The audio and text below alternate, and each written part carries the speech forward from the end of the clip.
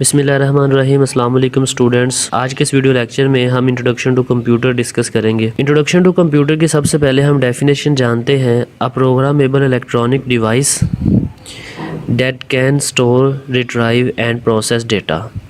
बहुत से स्टूडेंट्स पहले इस टॉपिक के बारे में, पहले इस डेफिनेशन के बारे में सुन चुके होंगे या जानते होंगे। प्रोग्रामेबल इलेक्ट्रॉनिक डिवाइस क्या? इलेक्ट्रॉनिक डिवाइस अगर हम बात करें प्रोग्रामेबल, तो प्रोग्रामेबल डिवाइस मतलब जैसे हमारा हार्डवेयर्स होते हैं, सिंपली हमारा जो हार्ड है, उसके बाद रैम है, कीबोर्ड है, कुछ भी हमारे पास सामने चीज़ें हैं फिज़िकली जो हमें नज़र आ रही होती हैं, हमारा हार्डवेयर है, ठीक है। और जब ये इलेक्ट्रिसिटी के साथ कनेक्ट होती है तो फिर हमारी वो एक इलेक्ट्रॉनिक डिवाइस बन जाती है।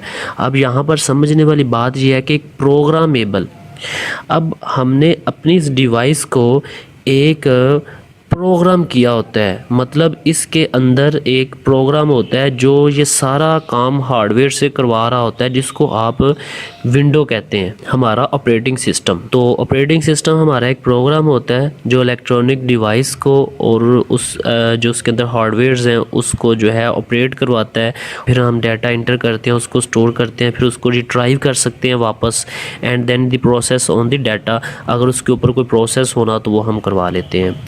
The word computer emerged during World War II. People who operated desk calculators were called computers.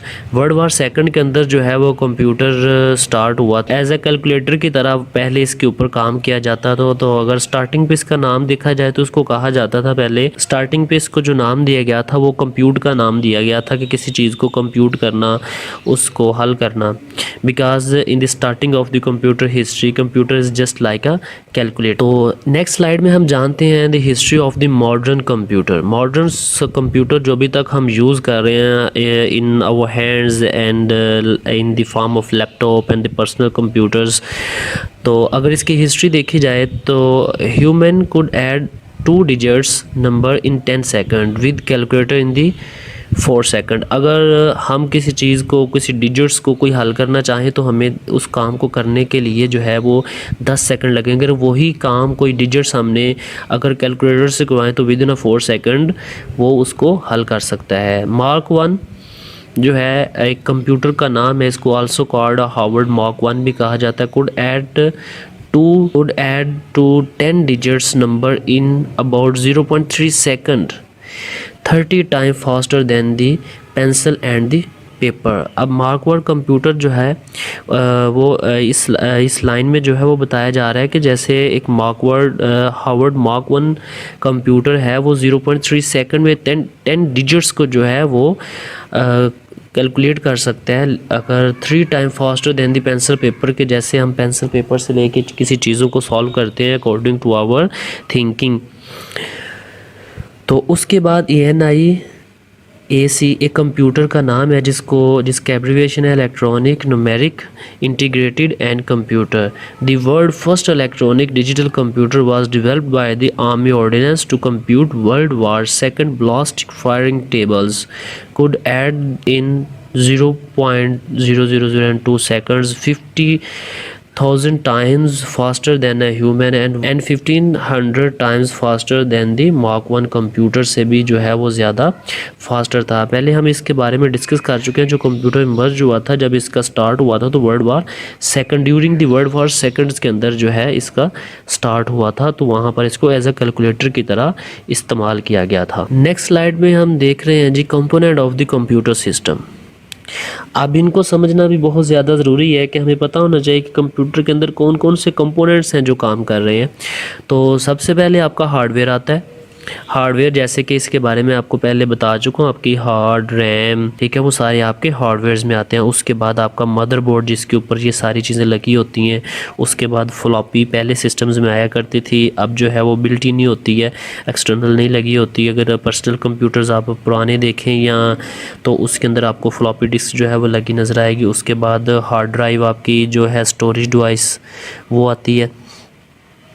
And then ये तो आपके थे सारे आपके जो कंपोनेंट यूज़ हो रहे हैं hardware type, and then second आपके होते हैं, उसके बाद सॉफ्टवेयर आता है। सॉफ्टवेयर में आपके ऑपरेटिंग सिस्टम, जैसे हम पहले बात कर चुके हैं, आपके हार्डवेयर्स के ऊपर जो हार्डवेयर्स की कोऑर्डिनेशन करवाने के लिए, यूज़र को हार्डवेयर के साथ इंटरेक्ट करवाने के लिए जो सॉफ्टवेयर यूज़ होता है वो होता है आपका ऑपरेटिंग सिस्टम, जिसको आप विंडो कहते हैं। उसके बाद ऑफिस 2003, अभी तो ऑफिस जो है वो 16 चल रहा है। तो अब ये ऑफिस जो है ये एक एप्लीकेशन सॉफ्टवेयर है। ये एप्लीकेशन सॉफ्टवेयर जितने भी होते हैं ये सारे हमारे विंडो के ऊपर ऑपरेट करते हैं। तो there is a 2 type of softwares होते हैं।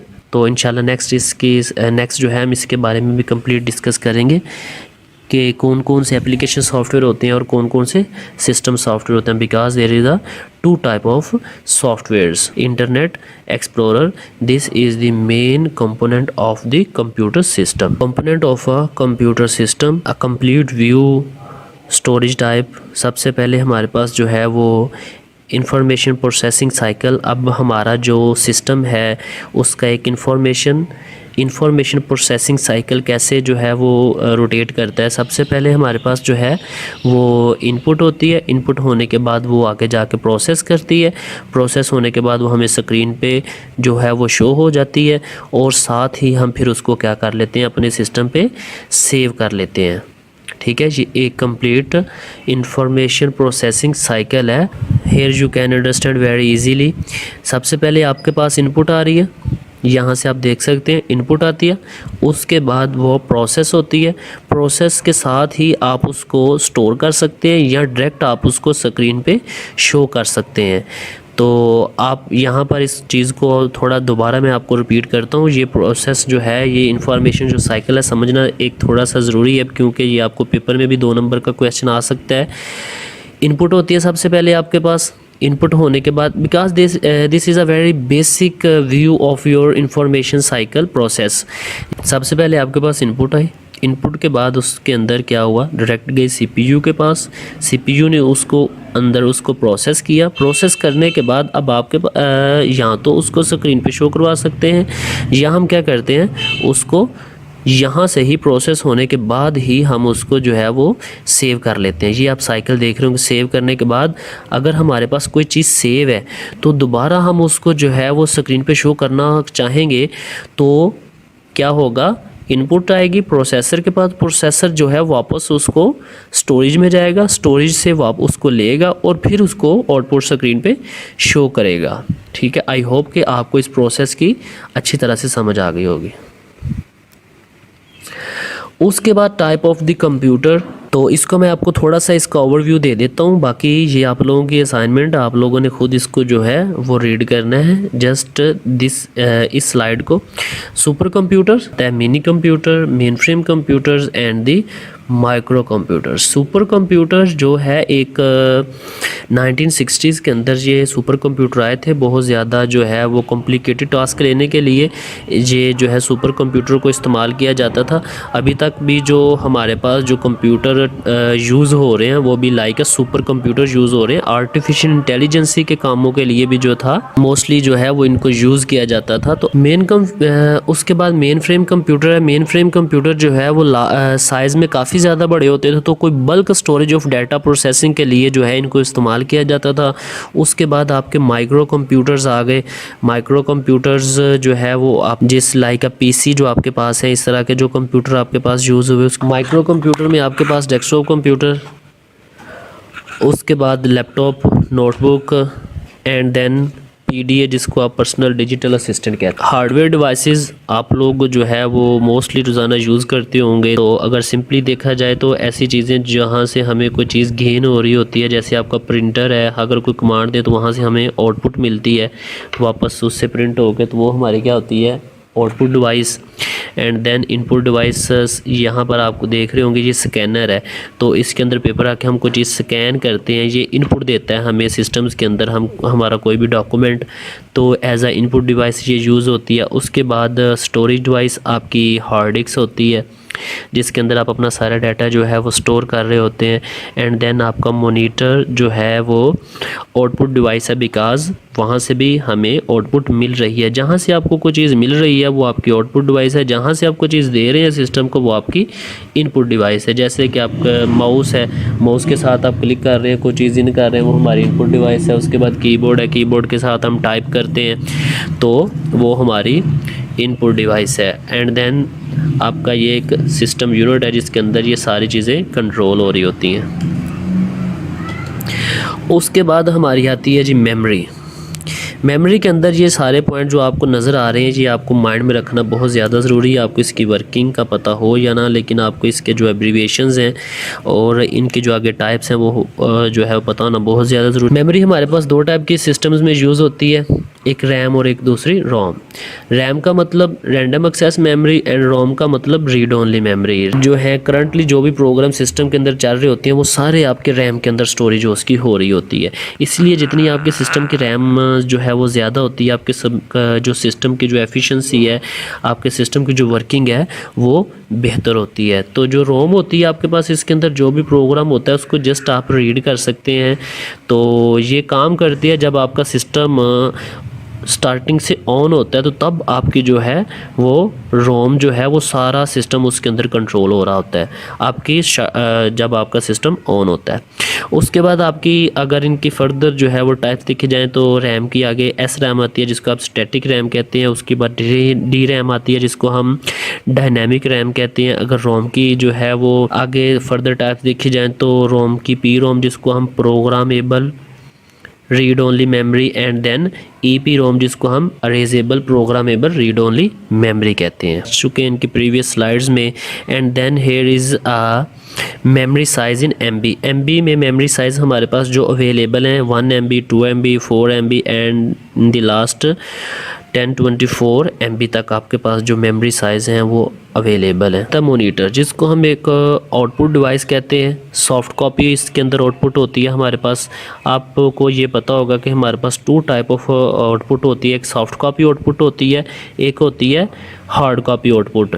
ऐसी कॉपी को हम सॉफ्ट कॉपी आउटपुट कहते हैं। जैसे आपके सिस्टम के अंदर कोई फाइल पड़ी हुई है, ठीक है, वो सॉफ्ट कॉपी है। अगर उसी फाइल को हम प्रिंट की फॉर्म में ले लेंगे किसी पेपर के ऊपर तो वो आपकी हार्ड कॉपी आउटपुट बन जाएगी। ये बहुत ज़्यादा जो है वो पूछे जाने वाला क्वेश्चन है कि what is different between soft copy and hard copy. के बाद resolution is given by the amount of the pixels. Pixels की फॉर्म में जो है वो मॉनिटर की रेजोल्यूशन होती है। उसके अंदर 2 कैटेगरी होती हैं सिस्टम के अंदर, एक CRT जिसको कैथोड रे ट्यूब कहते हैं, एंड देन द LCD जिसको लिक्विड क्रिस्टल डिस्प्ले कहते हैं, जो आप लोग मोस्टली यूज़ कर रहे हैं। CRT तो थोड़े पुराने हो गए हैं, अभी यूज़ नहीं होते। एंड देन द प्रिंटर आपकी जो है वो प्रोड्यूस करता है, प्रिंटर जो है वो प्रोड्यूस करता है हार्ड कॉपी आउटपुट जिसको आउटपुट डिवाइस भी कहते हैं।